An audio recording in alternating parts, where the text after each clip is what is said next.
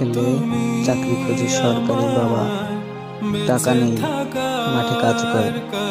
বাবা মাঠে কৃষকের জন্য, কৃষক খোঁজে ধান কাটার জন্য, কোনো কৃষক পায় না।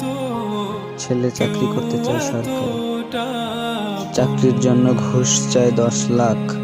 বাবা দিতে গিয়ে হিমশিম খায়, তবুও ছেলেকে চাকরিটা দিতে চায়, কারণ বাবা চায় না যে তার ছেলেও এই কাজটি করুক।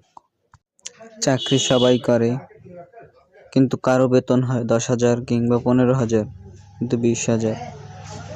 এত টাকা ঘুষ দিয়ে আমরা মাত্র 10,000 15,000 টাকা এই চাকরি নিই। কিন্তু কি হবে এই চাকরি দিয়ে, যেখানে বাবাকে কষ্ট দেওয়া হচ্ছে? বাবার সঙ্গে গিয়ে মাঠে কাজ করো। প্রতিদিন একজন দিনমজুর খুঁজে পাচ্ছে না বাবা, মাঠে ধান কাটতে পারছে না, ধানগুলো নষ্ট হয়ে যাচ্ছে।